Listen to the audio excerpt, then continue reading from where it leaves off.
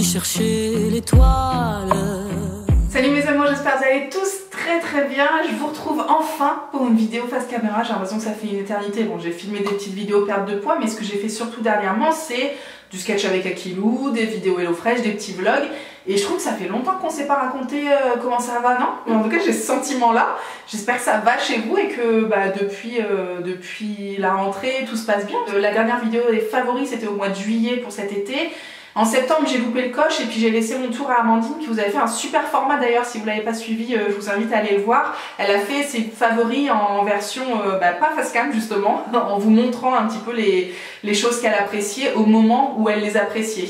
Donc c'est vraiment hyper authentique, très naturel. J'ai adoré ce format. C'est impossible à mettre en place dans mon quotidien à moi parce que y a toujours Loulou, Emma, tout ça dans les pattes et tout. J'ai pas du tout envie d'imposer la caméra à mes proches, mais franchement le voir chez Amandine, j'ai super validé. Elle fait ça de manière, enfin comme tous ses vlogs de toute façon, je trouve que c'est toujours très réussi. Donc c'est super, ça fait plus de format pour vous et puis encore un peu plus de diversité sur cette chaîne. Du coup septembre c'est elle qui s'en est chargée. Moi je me suis dit je vais vous faire une vidéo favori en octobre. Bon on est déjà mi-novembre, c'est pas bien grave. Je voulais vous faire la vidéo des favoris un peu lifestyle parce que j'ai vraiment beaucoup de choses, notamment au niveau des médias en tout genre. Et puis je vous referai une autre vidéo favori plutôt beauté à la fin de soit à la fin du mois de novembre, soit début décembre, on verra. Cette fois-ci pour vous parler un petit peu plus de soins de soi, même si très clairement je prends beaucoup soin de moi devant la télé.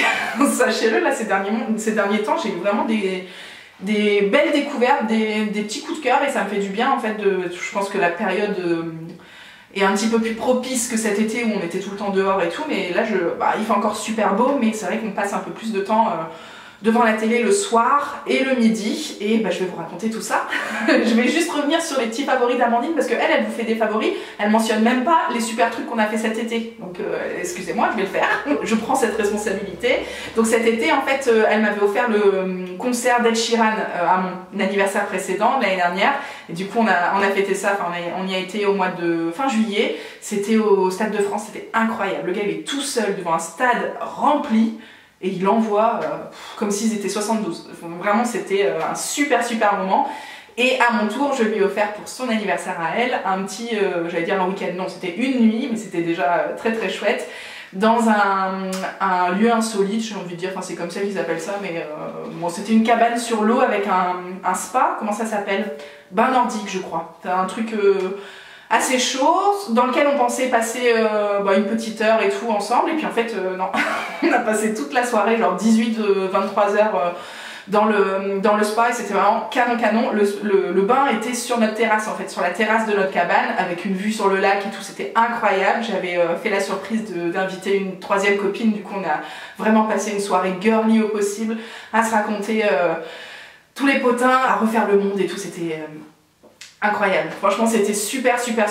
Le domaine s'appelle le Lieu Dieu, si vous êtes dans le coin, voilà en Picardie par exemple, c'est un lieu que j'avais repéré sur Instagram parce que les filles du coin en parlaient tout simplement. Je m'étais comme d'habitude, j'enregistre et puis ça tombe pas dans l'oreille d'une sourde, et là c'était vraiment le cadeau parfait.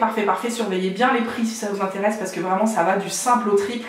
Quand je vois le prix de basique de la nuit et ce que moi j'ai payé, vraiment attendez des réductions. Voilà, ce sera mon petit conseil pince du jour. Pour l'anniversaire d'Akilou cette fois-ci, on a été avec ma soeur lui offrir, alors comment ça s'appelle? Je crois que ça s'appelle, le thème du truc ce sont les Fury Rooms. Moi j'avais vu ça encore une fois sur Instagram et tout, je m'étais dit ah vraiment c'est plutôt sympa et tout, mais est-ce que j'oserais? Et en fait entre friends ça marche toujours. Akilou a eu 40 ans cette année, vous l'avez peut-être suivi dans les dernières vidéos box, et du coup on avait envie de marquer le coup avec ma soeur et on a été au Défouloir à Lille, et en fait on a loué une pièce avec plein d'éléments de vaisselle ou je sais pas, des enceintes, il y avait un vieil aspirateur, machin, des trucs à casser en fait. On t'équipe avec une combi, un casque et des gants et des machins, et on te file des armes. Quand je dis des armes, on avait choisi la batte de baseball, le pied de biche, des trucs comme ça. Et en fait, tu as, selon le temps que tu réserves, je sais plus, nous c'était peut-être une demi-heure, 25 minutes je crois, t'as 25 minutes pour tout casser quoi. Tu peux choisir ta musique, puisque c'est une enceinte Bluetooth, tu mets ta musique, et trop bien quoi, pour extérioriser tous les trucs. Franchement les enfants, je m'étais dit est-ce qu'on va réussir à bien se lâcher? j'ai été surprise de certaines personnes. En l'occurrence, ma soeur, elle a tout donné et ça donne envie en fait toi-même de te... Ouais, de tout lâcher, tout simplement. Et vraiment, c'est très chouette à faire entre copines. Je sais que ça se fait beaucoup en séminaire d'entreprise et tout, mais vraiment, pensez-y pour des idées cadeaux et tout. Franchement, c'était rigolo, quoi. C'était chouette. Voilà ce qu'on a fait tous ensemble. Et en parlant d'Akilou, je vais vous mentionner tout de suite le favori food de la période. Et en fait, je parle d'Akilou parce que Akilou me l'a conseillé il y a des lustres. Et à chaque fois qu'elle fait ça, je lui dis oui sur le moment. Et je mets des plombes à le tester, la chose en question. Mais ça marche pour tout et n'importe quoi, pour une série, pour un truc à goûter, pour plein de trucs. Et à chaque fois, je lui dis oui. Puis après, je reviens comme une fleur plusieurs mois après en disant hey, tu connais ça? C'est trop bien, je sais plus qui m'en a parlé et tout. Et à chaque fois, bah, Kibou, elle en peut plus de moi, forcément, parce que moi, j'ai oublié que ça vient d'elle. Et point trop de suspense, les enfants, il s'agit de la glace Magnum menthe chocolat. Voilà, est-ce que ça valait le coup d'en faire tout un sketch? Bien sûr, parce que vous connaissez ma passion pour la menthe chocolat. Ben là, j'ai passé le cap du Magnum et en fait, je crois qu'Akilou m'avait conseillé la marque Nuit, que j'ai regoûté depuis. Bon, tout ça c'est validé et c'est vraiment canon de chez canon. Je sais pas qui sont ces gens qui n'aiment pas la menthe chocolat. À chaque fois je vous en reparle, mais vraiment pour moi c'est dans le cœur et c'est vraiment presque chaque jour qui passe. Bon, là évidemment le Magnum c'est quand même une autre proportion que la petite boule de glace en fin de soirée, tu vois. C'est pas, en termes de calories, on n'est pas sur les mêmes choses, donc c'est pas au quotidien le Magnum, mais vraiment un petit kiff là. Un gros kiff et merci à Akilou de me faire découvrir des choses, même si je mets le pied à l'étrier des mois après. Je vais vous parler un petit peu des réseaux qui sait que j'ai bien aimé suivre dernièrement. J'ai fait la découverte de Juju Fit Cats. Cette femme, c'est la future femme de Thibaut InShape, que vous connaissez certainement, elle a des millions d'abonnés un peu partout. Moi j'avais jamais cliqué, parce que pourquoi? Parce que j'ai quand même pas mal d'a priori sur son b-boy, que je ne connais pas plus que ça, mais ce que j'en entends bah, des fois me perturbe un petit peu et j'ai pas creusé pour aller vérifier si c'était vrai, donc voilà, ça s'arrête là. Maintenant, elle, j'ai été attirée par un format bien particulier, c'était le balance ton frigo. Donc en fait cette femme elle va chez les gens, généralement ce sont des influenceurs un peu connus et tout, et elle va ouvrir leur placard, leur frigo et puis détailler avec ces personnes-là qu'est-ce qu'ils mangent, pourquoi ils aiment ça, comment ils équilibrent leur journée, est-ce qu'ils équilibrent pas du tout, ils y pensent pas, est-ce qu'ils se font livrer matin, midi, soir, tu vois, c'est un peu découvrir les habitudes alimentaires des gens. Mais moi j'ai adoré ça quoi, j'ai adoré ça, peu importe si je connais la personne ou pas en fait, mais j'aime trop et je trouve son ton à elle hyper bienveillant. Vraiment c'est tout l'inverse que ce que j'ai entendu de son mec. Du coup ça me pose question sur lui, qui est-il, tu vois, mais je me dis s'ils sont ensemble et que ça a l'air de marcher en l'occurrence, c'est qu'il y a quelque chose quoi, parce que là elle est incroyable cette fille, elle est tellement douce, tellement... si j'ai bien compris, elle doit avoir une formation en diététique ou quelque chose comme ça. Et du coup, c'est hyper pertinent. Tous ses conseils, toutes ses remarques sont pertinentes, sont justes et mènent à la réflexion chez moi, en tout cas. Et pour autant, je me sens pas... tu vois, elle juge jamais qui que ce soit. Elle est toujours nuancée dans ses propos. Vraiment une perle. Je me suis bouffé toute la série. J'ai pas été chercher les autres vidéos qu'elle fait. Mais ça, pour le coup, le balance ton frigo, j'ai vu tout le monde. Et j'adore. Donc vraiment, foncez-y si vous n'avez pas jeté un œil. Et puis tout dernièrement, j'ai recommencé à suivre Héloïse sous son pseudo Easy Blush. Je crois que c'est son pseudo Instagram ou YouTube, je sais plus. Héloïse Manchablon, un sacré bout de femme dont Amandine vous a certainement déjà parlé par le passé. Elle était dans nos abonnements depuis perpète, mais c'est vrai que elle était noyée en plein milieu de tout le monde, et du coup j'étais plus forcément hyper active sur son profil. Mais alors là je sais pas si c'est parce qu'elle a été enceinte, je pense que oui. Donc elle a accouché au mois de juillet et je pense que ça m'a donné envie de la resuivre ces derniers mois. Et là en fait elle vient de revenir après avoir pris quelques temps en congé maternité, elle revient avec des formats vlog et j'ai regardé, c'est vraiment tout ce que j'aime sur YouTube en ce moment.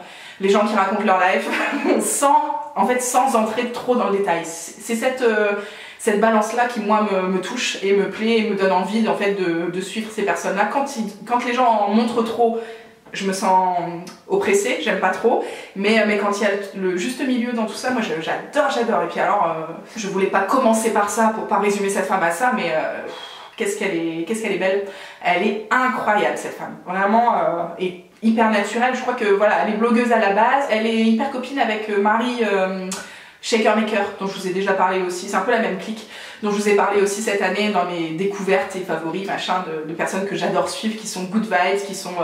Donc elle, Héloïse, elle est très axée sur le bio naturel, la beauté naturelle, le soin de soi naturel, et en fait, tout est beau chez elle.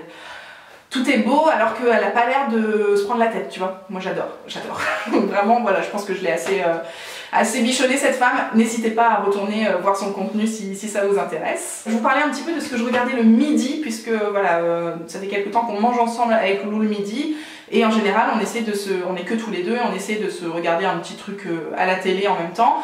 Et on a pas mal regardé des formats podcasts qui sont dispo sur YouTube. Je pense au format Amuse-Bouche. Alors il me semble que c'est Roman Fraissinet et toute sa clique de potes. Donc par exemple Redouane, dont je vous parlais dans la précédente vidéo, c'est vraiment toute la clique des nouveaux humoristes comme ça qui sont un peu en vogue et qui ont fait ce format là. Ils sont en mode canapé, ils reçoivent un invité et puis ça échange entre potes. Moi j'adore parce que ça clash, ça envoie des petites vannes, c'est toujours bien fait quoi, et c'est très drôle et en même temps c'est parfois intéressant et tout, donc j'ai adoré regarder quelques épisodes selon les invités, je suis plus ou moins attirée. On a aussi tout mangé de l'émission Le Clic, du coup sur Canal+, mais on regardait du coup que la rubrique de Roman en fin d'émission. Je le trouve incroyable ce type là, je sais pas si je vous en avais parlé du coup dans les favoris de juillet, je pense que j'avais parlé surtout de Redouane. Mais Roman c'est encore un cran au-dessus parce que ses rubriques à lui sont hyper bien travaillées, ça colle toujours à l'actualité, ça te permet de réfléchir, ça envoie des petits pics pour justement mener à la réflexion chez soi. Moi j'adore ce ton-là et c'est, je trouve, une petite prise de risque en ce moment parce que tu peux pas tout dire, enfin, en tout cas tu ne peux plus tout dire. Et lui il le fait quand même.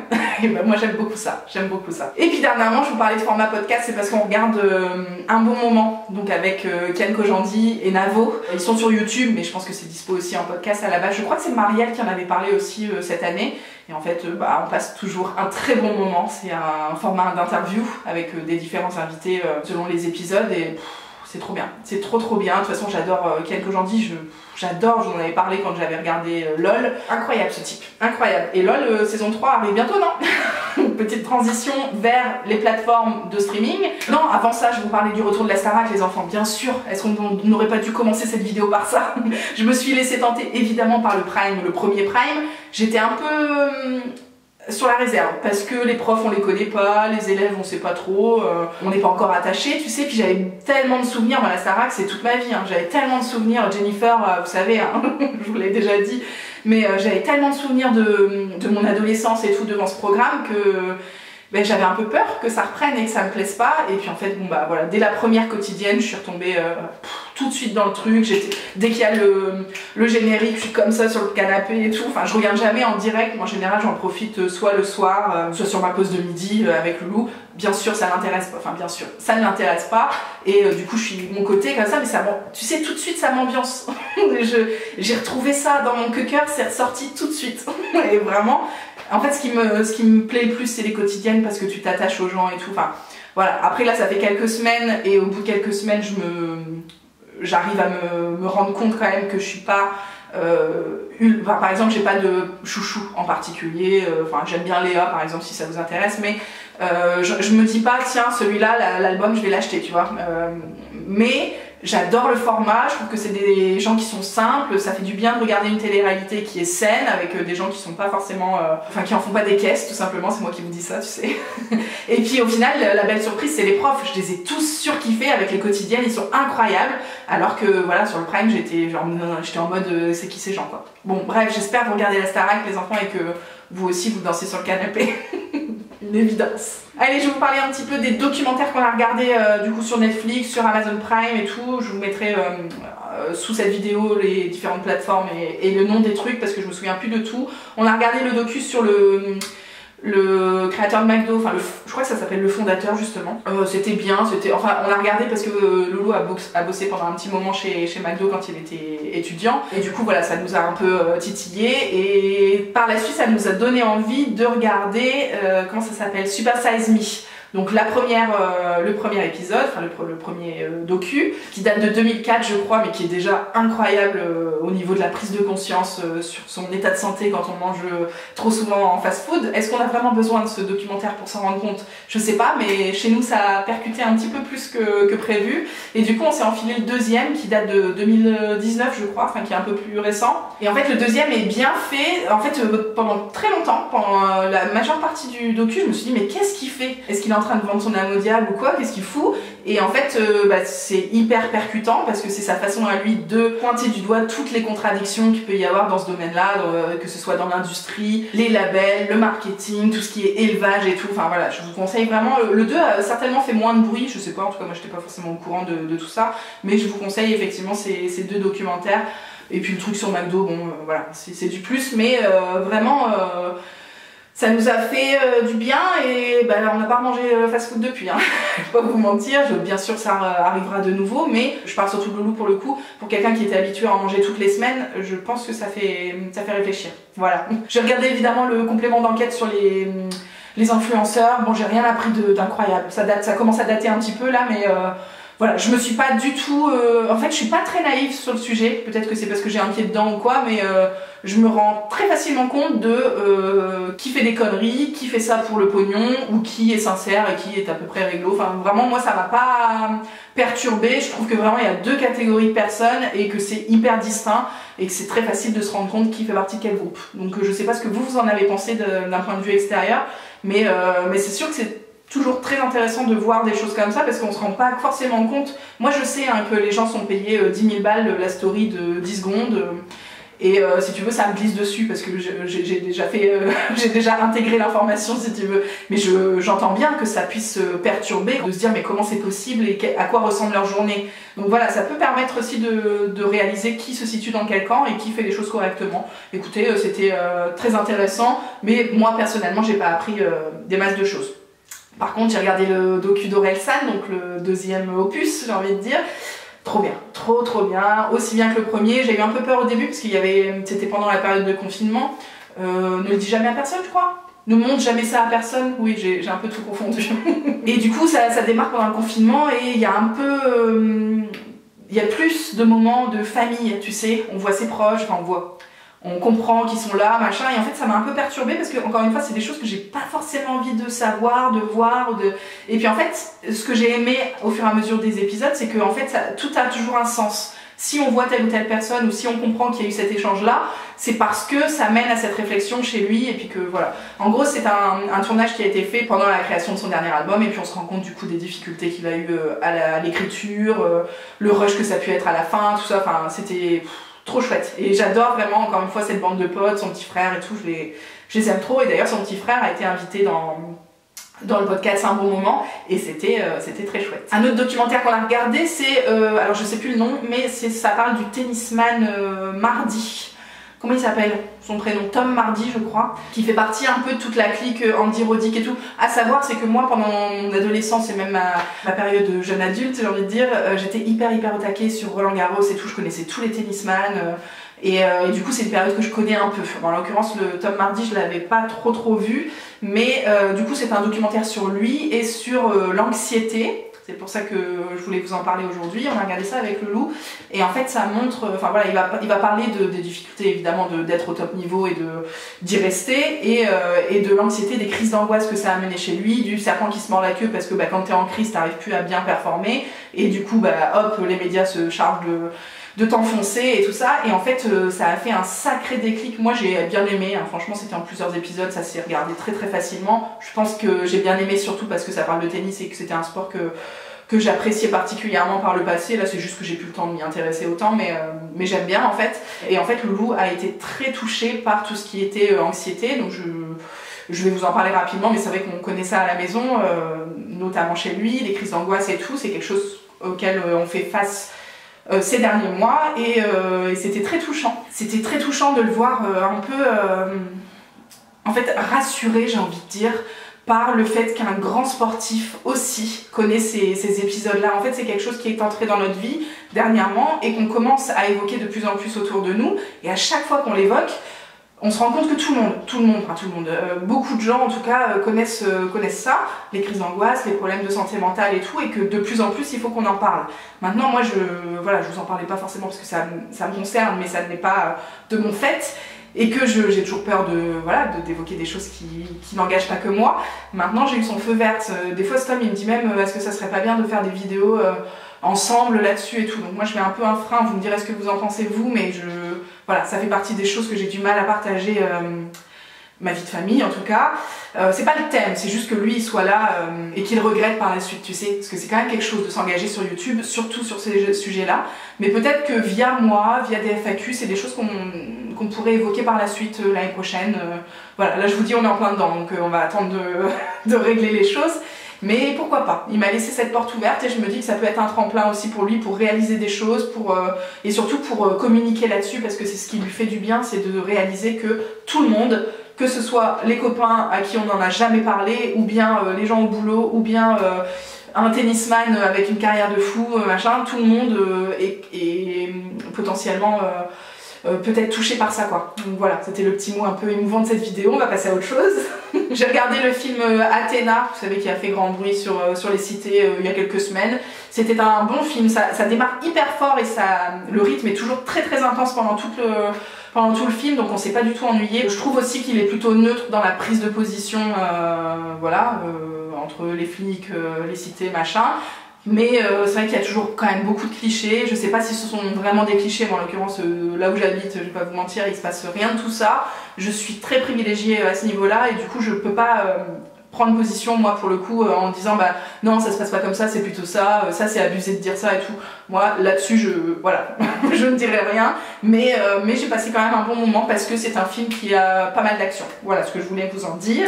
Et puis dans les séries on a regardé Peaky Blinders, c'était chouette mais c'était compliqué de se remettre dans le bain. Il y avait beaucoup de personnages que j'avais oubliés, qui était qui, machin.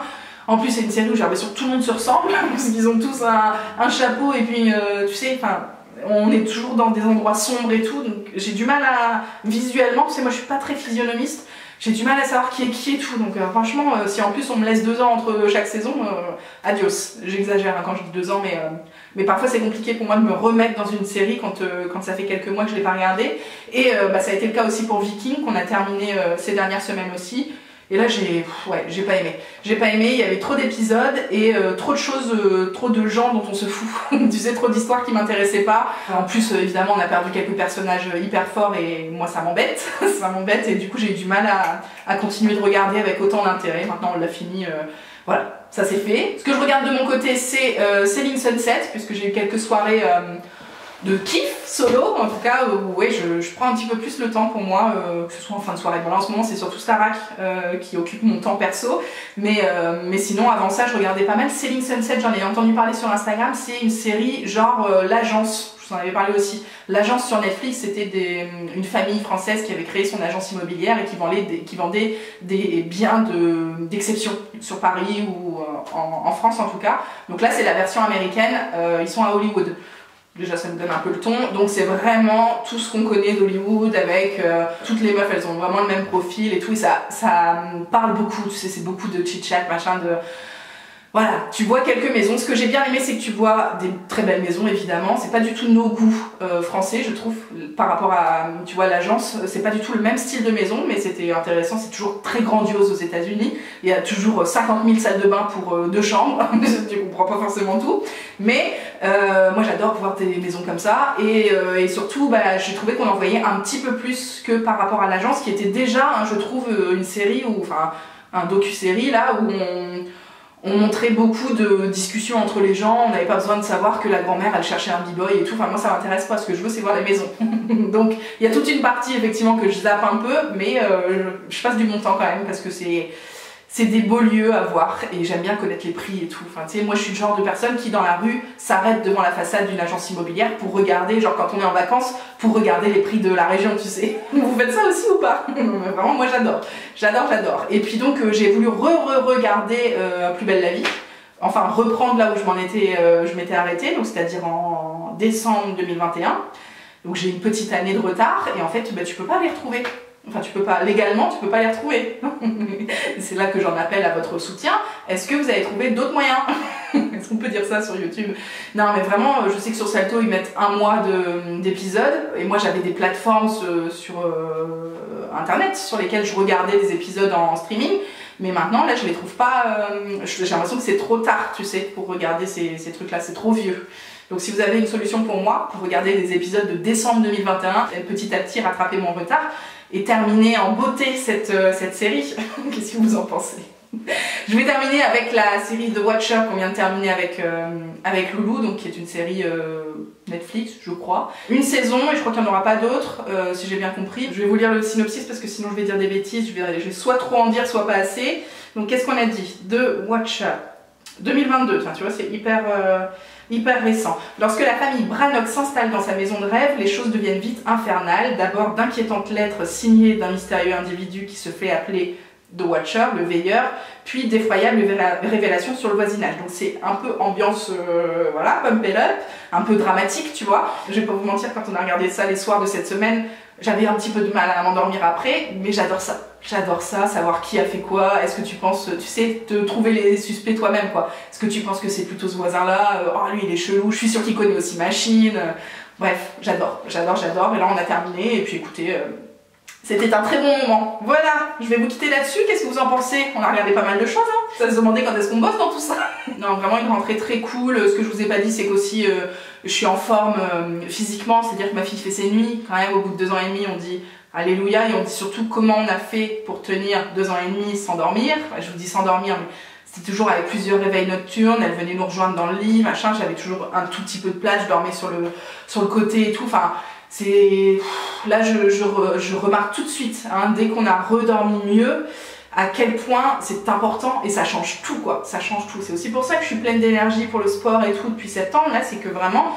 Quand tu dors bien et qu'en plus tu te supplémentes en magnésium, alors là, mais t'es capable de déplacer des montagnes. Non, vraiment, ça change tout. Je vous embrasse les enfants, j'espère que ça va chez vous et je vous dis du coup à la fin du mois de novembre, début décembre, pour se raconter les petits favoris de beauté du moment. À très bientôt les enfants, ciao ciao.